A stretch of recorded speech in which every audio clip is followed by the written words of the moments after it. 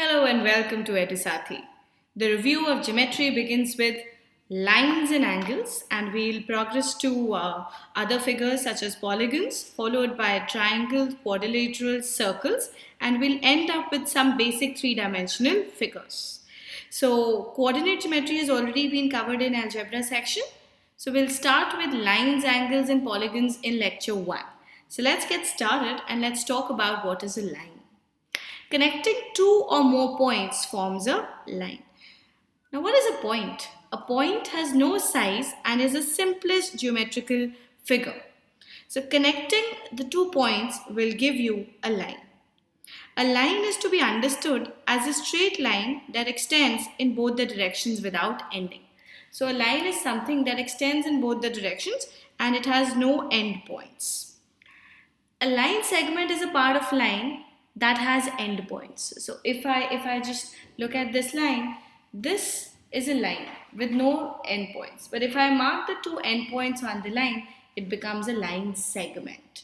It contains the line segment and all the points between them are there. So the next thing that we need to understand is what is a plane. A plane can be thought of as a floor or as a tabletop, except that a plane extends in all the direction without ending and has no thickness. So plane extends in all the direction and it has no thickness whatsoever. So the thing that I need to concentrate is no thickness and it's extending in all the direction.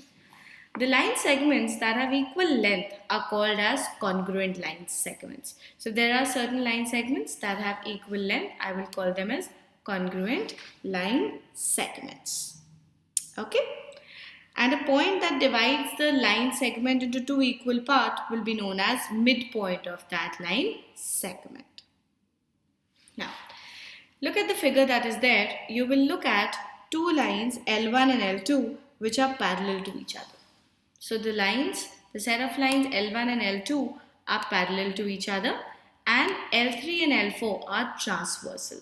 Line L1 is parallel and line L3 and L4 are transversal. Transversal is basically a line intersecting 2 parallel lines. That is it. So L3 and L4 both are transversal and L4 is in such a way that it is perpendicular to both L1 and L2. So L3 is not perpendicular, it is making some angle, whereas L4 is making a right angle with both L2 and L1.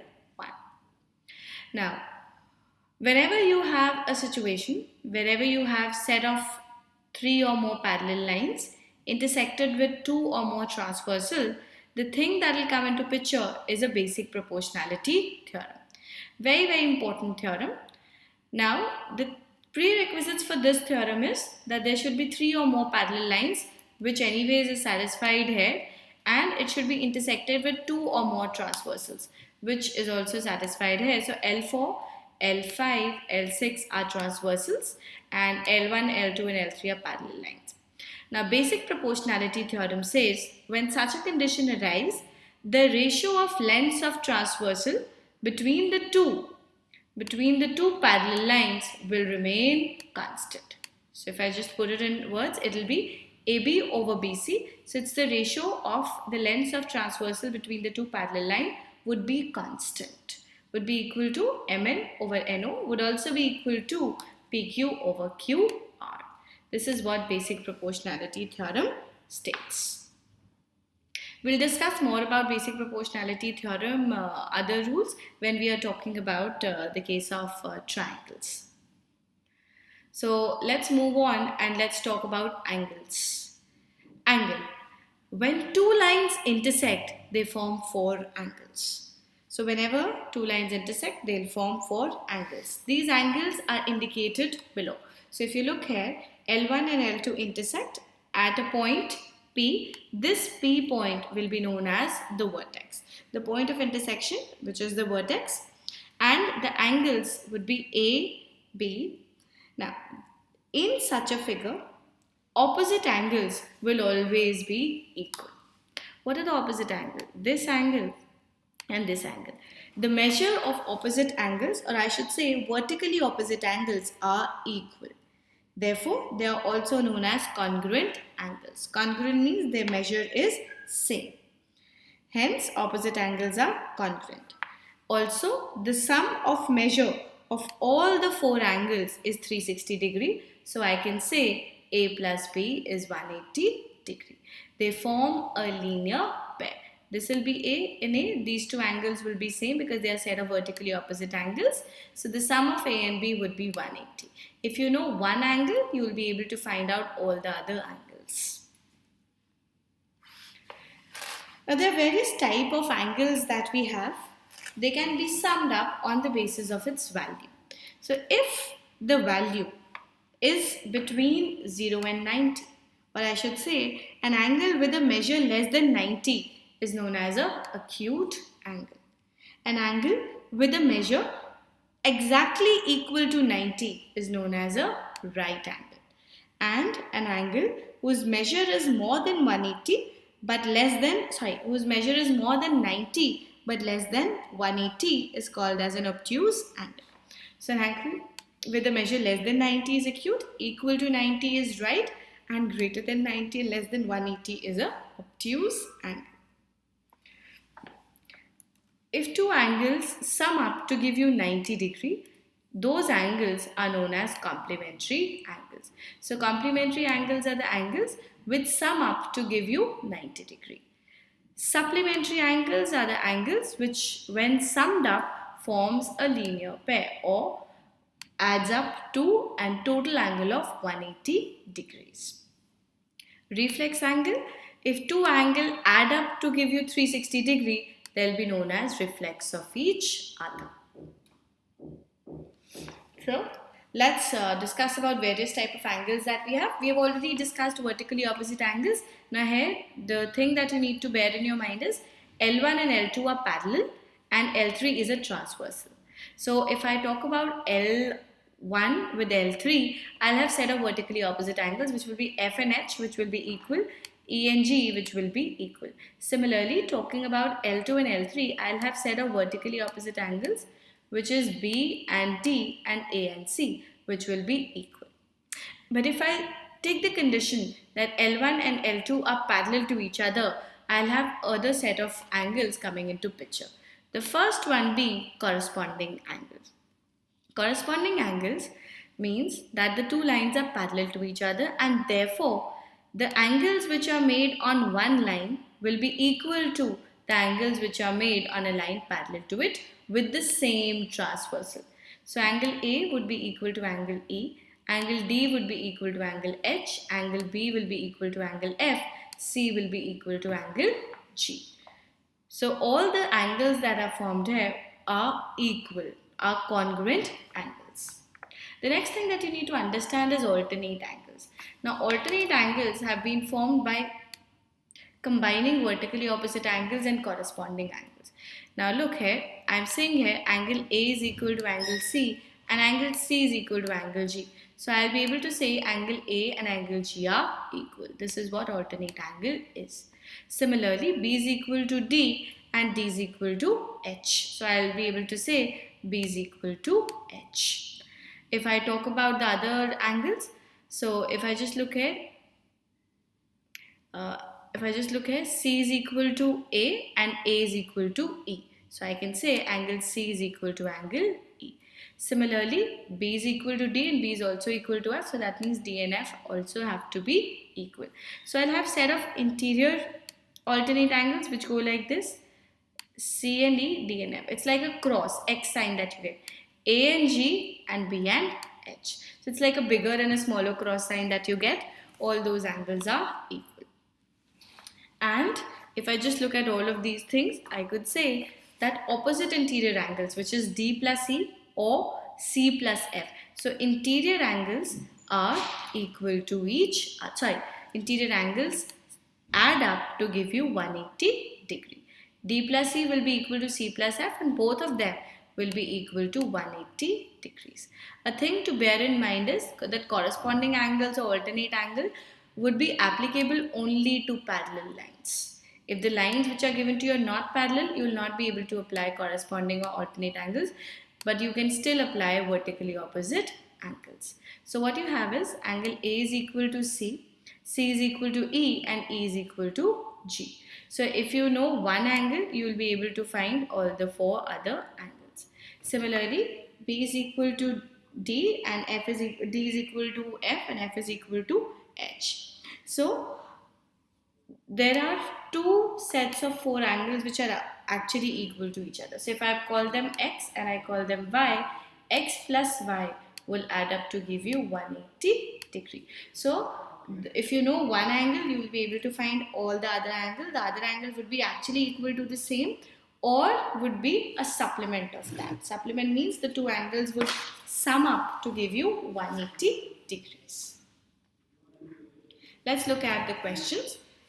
In the figure given below, if L1 is parallel to L2 and L3 is parallel to L4, then what is the value of X? Now if you look here, if three lines are parallel to each other, so whatever is this angle, same will be this angle. So if this is 110, this angle will also be 110. And I know if two lines are parallel, the sum of interior angles is 180 degree. So if this is 110, X has to be 70 degree to sum up for 180 degrees.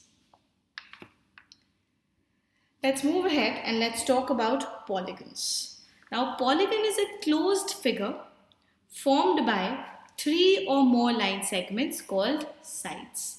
So a simple closed figure formed by three. So this three thing is important. So that means the number of sides has to be minimum of three. With two sides, you cannot form a closed figure. Each side is joined to other two sides at its endpoints. If I look at one side and if I look at the other side, the endpoints are the thing that are joining the two sides. And these endpoints are known as vertices. So these endpoints are called as vertices. Polygons can be classified as convex polygon. In a convex polygon, each interior angle is less than 180 degree. So if each of the interior angle is less than 180, which is a general kind of a polygon that we get, is known as a convex polygon. If one of the interior angle is greater than 180 degree, such kind of polygon would be termed as concave polygon. At least one of the interior angles should be greater than 180. If that is the case that happens, there has to be one straight line that crosses more than two sides. The next is regular polygon. A polygon in which all the sides are equal and all the interior angles are equal is known as a regular polygon. For all the sides are equal, therefore all the interior angles are also equal. Now let's look at sum of all the interior or exterior angles of a polygon. Now in any polygon, sum of all the interior angles is given by the formula which is n minus 2 into 180. Here n represents the number of sides of that polygon. Now in case the polygon is a regular polygon, that means all the interior angles would be equal and each interior angle would be equal to sum divided by the number. So sum of all the interior angles is n minus 2 into 180 divided by the number, which is again n. The number of angles will be equal to the number of sides. So this will be the measure of each interior angle. Exterior angle would be equal to 180 degree minus interior angle. The sum of exterior plus interior angle is always equal to 180 degrees. So if I know the interior angle, I can find out the exterior angle. Another way of looking at it is sum of all the exterior angle for any polygon is 360 degrees. So if you talk about any polygon, the sum of exterior angle is always 360 degree. Now if the polygon is a regular polygon, then each exterior angle would be equal and would be equal to 360 degrees by n. Therefore, each interior angle would be equal to 180 degrees minus the exterior angle, which is 360 degrees by n. So you can follow any approach. You can start with this sum then find out each interior angle, or you can start with sum of all the exterior angle as 360, find out each exterior angle and then find out each interior angle. So this is the chart that you need to keep in your mind while looking at various polygons. Equilateral triangle, I'm talking about regular polygons here. For a triangle, the number of sides are 3 and each exterior angle is 360 by n. So if I'm talking about a regular figure, it will be 120 degree, and therefore each interior angle will be 180 minus exterior angle, which will be 60 degree, and sum of all the interior angles would be given by the formula n minus 2 into 180. So if I put the value of n as 3, I'll get 180. I know in a triangle sum of all the interior angle is 180 degree. Similarly, for a square, I would get 4 sides. Each interior angle is 90, each exterior angle is 90, and sum of all the angles is 360 degree. The important thing to keep in your mind is hexagon and octagon. So for a hexagon, each interior angle would be equal to 120 degree, which will be obtained by either using the formula of exterior or interior angle, and sum of all the interior angles would be 120 degree. Whereas for an octagon, it will be 135 degree. Now if you look at, as the number of sides increases, each interior angle keeps on increases. So more the number of sides, more will be the interior angle. An exterior angle therefore will keep on decreasing because the sum of exterior and interior is always fixed. Let's look at some of the questions related to polygon. For a pentagon shown below, the value of y is equal to 80 degree, find the value of x. So it's not a regular figure. I cannot find out each interior or interior angle, but I can find out their values because 4 of the angles are equal. So 4x plus y will be equal to sum of all the angles of a pentagon, and for that the formula that I have is n minus 2 into 180. So if I just put the value of n as 5, it will be 5 minus 2 into 180 degree. That will be sum of all the angles, 3 into 180 degree. And if I need to find out x, I'll just bring y on that side. So this will be 540 minus 80. The value of x will be this divided by 4, which ends up giving me an answer 115. So each x is equal to 115 degrees. Otherwise also, if you look just back on what we have done, each interior angle, if it was equal, is 108. So that means if an angle which is given to me is less than 108, the other angle has to be more than 108. So that means these options are anyways eliminated. So the two options that I'm left with is 115 or 120. Even if you don't want to go by that approach, you can just assume the value is 115. Add up 115 4 times, add 80 to it, that should be equal to n minus 2 into 180, or that should be equal to 3 into 180. If this option is satisfying, good enough. If it's not, then obviously E part is your answer. You need not check that. Now let's talk about a polygon which is a hexagon. Hexagon, and I'm talking about regular hexagon. Regular hexagon is a figure which is composed of 6 sides. So it will have 6 interior angles and 6 exterior angles. Now the measure of each interior angle is 120 degree and the measure of each exterior angle is 60 degrees. An important thing to keep in your mind is that a regular a hexagon is having 6 sides and each interior angle is 120 and is composed of 6 equilateral triangles. So if you join the diagonals of a hexagon, you will get 6 equilateral triangles. The length of the diagonal will be equal to 2s and therefore you will get 6 equilateral triangle. So area of hexagon, if I have to find out, will be 6 times the area of equilateral triangle. An area of equilateral triangle, I already know it's root 3 by 4 into side square. So if I'm taking s here, it will be s square multiplied with 6. The perimeter of a polygon, if I talk about, is the sum of all the sides. So if it's a regular polygon, it will be n times the length of each side. If it's an irregular polygon, I just had to sum up the length of its side. Let's look at another question. What is the area of regular hexagon with a side length of 2?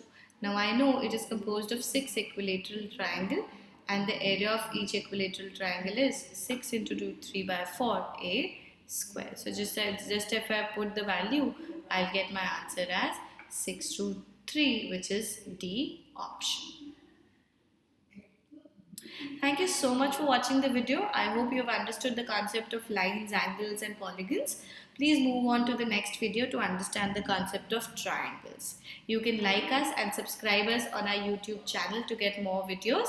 You can like us and follow us on Facebook and Twitter to get regular updates. Have a nice day.